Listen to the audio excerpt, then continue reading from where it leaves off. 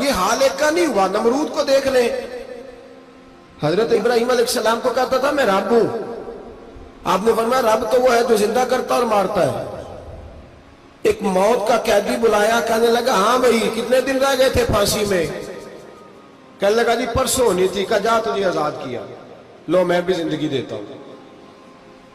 ایک بے گناہ آدمی کو پکڑ کے قتل کر دیا، کہتا میں بھی مارتا ہوں۔ حضرت ابراہیم علیہ السلام کہنے لگے تو بیوقوفوں جیسی دلیلیں دے رہا ہے، چل اس طرح کر، میرا رب سورج مشرق سے نکالتا ہے، تو اگر رب ہے تو مغرب سے نکال کے دکھا۔ اب دلیل کا جواب کوئی نہیں تھا تو کہنے لگا پکڑو اور آگ میں ڈال دو۔ اللہ کے نبی کو آگ میں ڈالنے والا، یہاں ایک مچھر بیٹھا ہے، 400 سال حکومت کی اور خدائی کا دعویٰ کیا، یہاں مچھر بیٹھا تھا، چھینک آئی تو مچھر اندر چلا گیا۔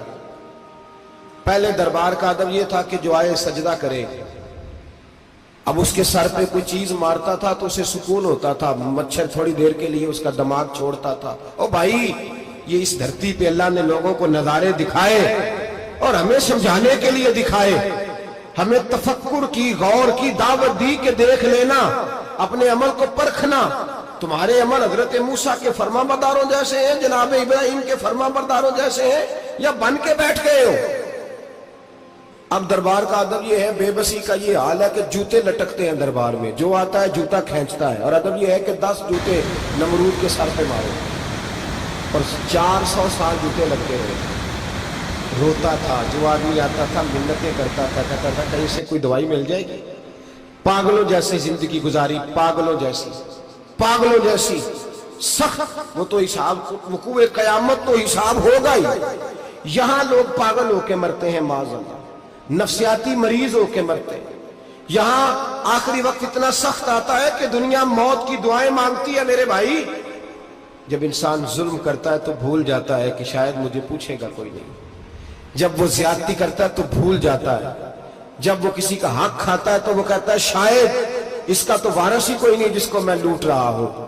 لیکن جب اللہ کی پکڑ آتی ہے، حجاج بن یوسف ظالم تھا، اس نے اچھے کام بھی کیے تھے، قرآن پاک پر زیر زبریں آراب حجاج بن یوسف نے لگوایا، محمد بن قاسم کو ہندوستان سندھ کے علاقے فتح کرنے بھی حجاج بن یوسف نے بھیجا تھا۔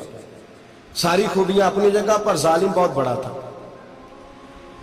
کسی آدمی نے اس کے سامنے کونے کی طرف منہ کر کے ساتھ والے سے بات کر لی تو کہنے لگا میرے خلاف کیا، اس کو لے جاؤ، 2 ٹکڑے کر کے واپس لے آؤ۔ توتی بولتا ہے نا، اقتدار، جب کسی کے ہاتھ اقتدار ہوتا ہے نا، وہ چاہے ایک گھر کا کیوں نہ ہو، وہ 10 بندے فیکٹری میں کام کرتے اور جو ان کا مالک ہوتا ہے وہ کہتا میں مالک ہوں، مجھے مانو۔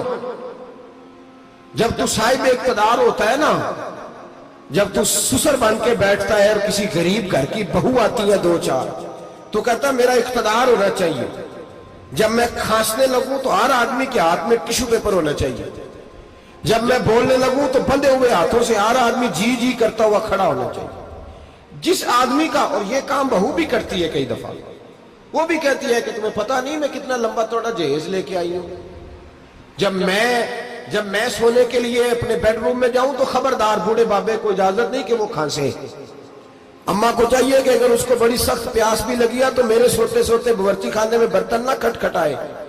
جو جہاں بھی جس اسٹیج پہ بھی بیٹھتا ہے وہ کہتا ہے کوئی نہیں مجھے پوچھنے والا، میں مطلق العنان ہوں۔ جوان بوڑھوں کا مذاق اڑاتے ہیں، سمجھتے ہیں شاید کبھی بوڑھے نہیں ہونا، مذاق اڑاتے ہیں۔ تندرست لوگ بیماروں کا مذاق اڑاتے ہیں، شاید کبھی بیمار نہیں ہونا۔ حجاج بن یوسف ظالم تھا، ظلم کرتا تھا، زیادتی کرتا تھا،